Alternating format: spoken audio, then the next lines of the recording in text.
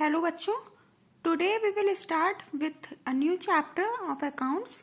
The chapter is final accounts with adjustments. ठीक है, अभी तक हमने फाइनल अकाउंट पढ़ा था विदाउट एडजस्टमेंट्स. सबसे पहले हमें ये जानना है कि एडजस्टमेंट्स होते क्या हैं. फाइनल अकाउंट जैसे हमने पढ़ा वैसे ही यहाँ पर भी रहेगा. आपको ट्रेडिंग बनाना होगा, प्रॉफिट एंड लॉस बनाना होगा और बैलेंस शीट बनाना होगा. लेकिन एडजस्टमेंट्स में थोड़े मॉडिफिकेशंस हो जाते हैं. एडजस्टमेंट्स में बच्चों बेसिकली क्या होता है कि ट्रायल बैलेंस बनाते वक्त जब अकाउंटेंट से कुछ चीज़ें छूट गई तो हमें क्या करना पड़ता है. जब हम फाइनली अपना फाइनल अकाउंट्स प्रिपेयर करते हैं, ठीक है, तो हमें उन चीज़ों को फिर से सही करके, मतलब जो चीज़ें हमसे छूटी हुई हैं उनको हमें वापस से उसमें लिखना पड़ता है. ठीक, अब आपको यहाँ पर एक चीज़ का ध्यान रखना है कि जब भी एडजस्टमेंट्स आपको दिए होंगे तो वो किसी दो अकाउंट को जो है इफेक्ट करेंगे. भले ही वो आपका ट्रेडिंग और बैलेंस शीट को इफेक्ट करें या वो आपके प्रॉफिट एंड लॉस और बैलेंस शीट को इफेक्ट करें, बट आपके दो अकाउंट में वो चीज़ें जाएंगी. ऐसे लास्ट टाइम हमने क्लोजिंग स्टॉक के बारे में पढ़ा था. ठीक है, तो क्लोजिंग स्टॉक क्या करते थे, ट्रेडिंग अकाउंट में क्रेडिट में भी दिखाते थे और बैलेंस शीट की हम उसको असेट में भी दिखाते थे. तो हमने आपसे यही बताया है कि आपको जब भी कभी एडजस्टमेंट दिए होंगे तो या तो वो ट्रेडिंग और बैलेंस शीट में जाएंगे या वो प्रॉफिट एंड लॉस और बैलेंस शीट में जाएंगे. ये कैसे होंगे, क्या करना होगा इनका, हम उनको ऐड करेंगे, माइनस करेंगे, एज इट इज दिखाएंगे, क्या करेंगे, ये अब हम इस चैप्टर में पढ़ेंगे. सो firstly, let's come to know what is the adjustment mean. In order to ascertain the true profit or loss of the business for a particular year, it is necessary that all the expenses and income relating to that year are taken into consideration.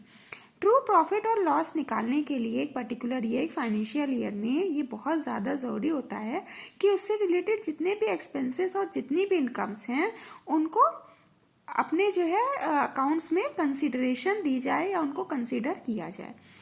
For example, if we want to ascertain the net profit for the year ended on 31st March and the rent for the month of March had not yet been paid, it would be proper to include such rent along with the other expenses of the year. तो जैसे यहाँ पर example लिया गया है कि net profit ascertain करने के लिए, नेट प्रॉफिट निकालने के लिए हमने क्या करा, अगर हमने उस रेंट को, उस जो है ईयर के रेंट को अगर अभी तक पे नहीं करा गया है तो जैसे कि सारे अदर एक्सपेंसेस के साथ हमको ये ज़रूरी है, नेसेसरी है कि हमें उस रेंट को भी इंक्लूड करना पड़ेगा.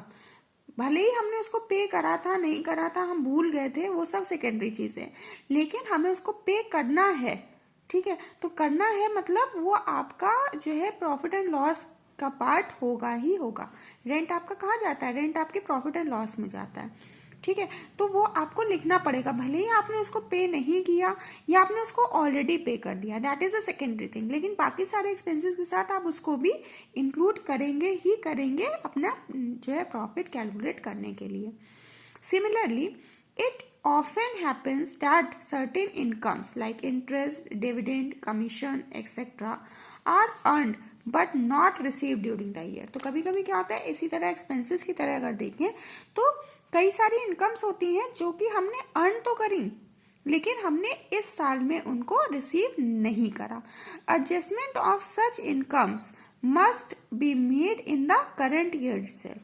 और ऐसी सारी एडजस्टमेंट इन इनकम्स की हमको करंट ईयर में करनी ही पड़ेंगी, भले ही वो हमको रिसीव हुई हो ना हुई हो, हमने उनको पे किया हो ना किया हो, लेकिन हम उसका एडजस्टमेंट इसी साल में करेंगे, ये नेसेसरी है.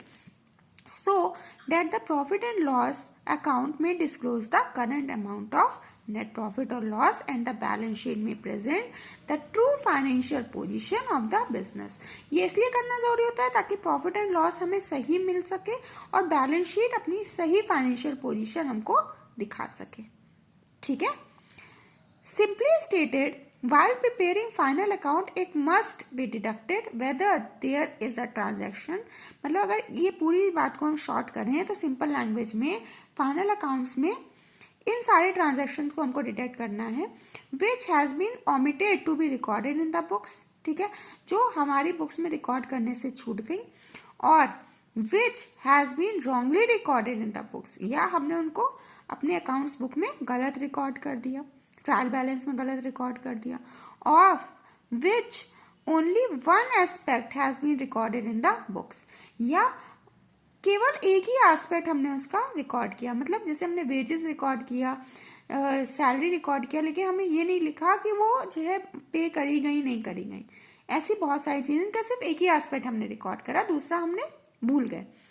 Entries passed for such transaction are called adjustment entries, और ऐसी ही एंट्रीज को हम क्या बोलते हैं, ऐसी एंट्रीज को हम बोलते हैं कि हमारी एडजस्टमेंट एंट्रीज हैं।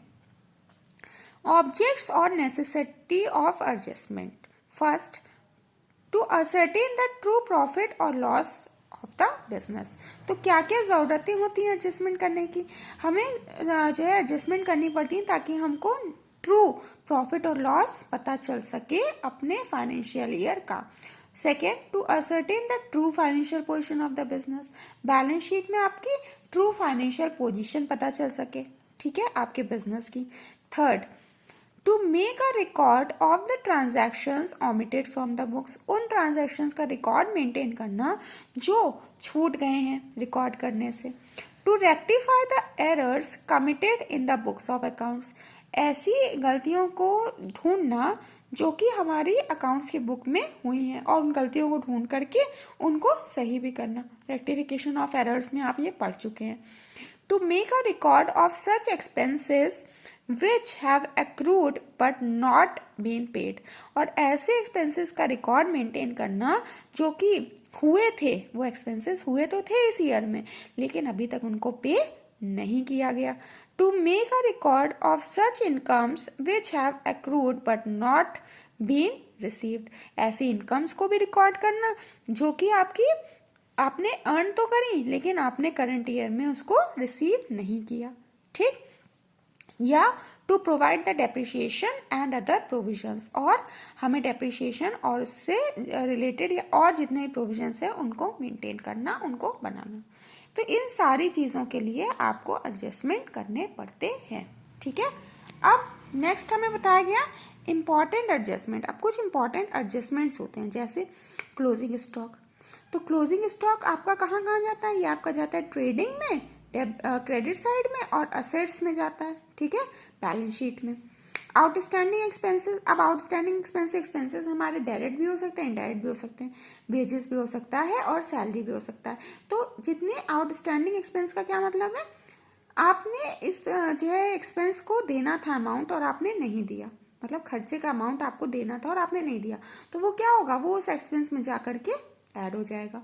और सेकंड आपका ये कहाँ जाएगा, ये आपकी बैलेंस शीट में चला जाएगा, लायबिलिटी साइड, ठीक। फिर है प्रीपेड एक्सपेंस, ऐसे एक्सपेंसेस जिनको आपने ऑलरेडी पे कर दिया है। तो अगर आपने उनको ऑलरेडी पे कर दिया तो आप दोबारा तो नहीं पे करेंगे, तो ये एक्सपेंसेस आप क्या करेंगे, ये आप माइनस कर देंगे, जो भी होंगे, डायरेक्ट होंगे तो डायरेक्ट के साथ, इनडायरेक्ट होंगे तो इनडायरेक्ट के साथ। और क्या करेंगे, बैलेंस शीट में इसको हम ले जाएंगे अपनी असेट साइड में, ठीक है। फिर दिया डेप्रीशिएशन, तो डेप्रीशिएशन किस पर लगता है, आपने डेप्रीशिएशन चैप्टर पढ़ा है, ये आपका लगता है किस पर, फिक्स एसेट पे। तो ये जाएगा आपका प्रॉफिट एंड लॉस के डेबिट में, और जिस भी एसेट पे वो डेप्रीशिएशन लग रहा है आप उस एसेट्स में से उसको माइनस करके बैलेंस शीट में दिखाएंगे, ठीक है। अब क्या है, एक्रूड इनकम और अर्नड इनकम। अब एक्रूड इनकम होगी तो ये किधर जाएगी, ये आपकी जाएगी बैलेंस शीट के एसेट में, ठीक है। और अर्नड इनकम है तो ये आपकी किधर जाएगी, बैलेंस शीट की लायबिलिटी में। और जिससे भी रिलेटेड इनकम है वो उस अकाउंट में, ट्रेडिंग में या पीएल में जाएगी। इंटरेस्ट ऑन कैपिटल, तो कैपिटल पे इंटरेस्ट क्या होता है, मिलता है। आपने अगर कैपिटल लगाई तो उस पर आपको क्या होगा, इंटरेस्ट मिलेगा, ठीक है। तो ये इंटरेस्ट ऑन कैपिटल कहाँ जाएगा, ये इंटरेस्ट ऑन कैपिटल हमारा जाएगा प्रॉफिट एंड लॉस के डेबिट में, ठीक। और बैलेंस शीट में ये कैपिटल में जाकर के ऐड हो जाएगा। प्रॉफिट एंड लॉस के जो है डेबिट में क्यों जा रहा है, क्योंकि आपको उस कैपिटल पे इंटरेस्ट देना पड़ेगा, ठीक है। किसी ने आपके बिजनेस में कैपिटल लगाई तो उस कैपिटल पे आप उसको इंटरेस्ट देंगे, तो ये आपके लिए एक्सपेंस हो गया, और बैलेंस शीट में यही कैपिटल में जाकर के ऐड हो जाता है। इंटरेस्ट ऑन ड्राइंग्स जो आपने विड्रॉ करा उस पर इंटरेस्ट क्या होगा, उस पर इंटरेस्ट आप चार्ज करेंगे, तो ये किधर जाएगा, ठीक है, तो ये आपका किधर जाएगा, ये आपका जाएगा प्रॉफिट एंड लॉस में, और ये आपका जाएगा बैलेंस शीट में, और जाकर के ये हो जाएगा माइनस जो है कैपिटल में से। ठीक, ड्रॉइंग्स दी होंगी तो वो भी माइनस होंगी, और इंटरेस्ट ऑन ड्रॉइंग्स दिया होगा तो वो भी माइनस हो जाएगा। इंटरेस्ट ऑन लोन, ठीक है, लोन अगर दिया है तो लोन में आपका इंटरेस्ट जाएगा, आपके इंटरेस्ट लोन पे क्या होगा, इंटरेस्ट आपके लोन पे आपको और देना पड़ेगा, तो ये आपके बैलेंस शीट में जुड़ जाएगा और आपके प्रॉफिट एंड लॉस के ये डेबिट में चला जाएगा। बैड डेब्ट्स का आपने पूरा का पूरा जो है वर्किंग पढ़ रखा है अपने chapter reserve and provision and reserves में। ठीक है, तो इससे रिलेटेड जब भी कोई क्वेश्चन आता है तो हम लोग आगे इसके बारे में बात करेंगे। So, बच्चों, from tomorrow onwards we will start solving the numericals of final accounts with adjustment. Till then, please revise the theory of this chapter. Okay, thank you and have a nice day.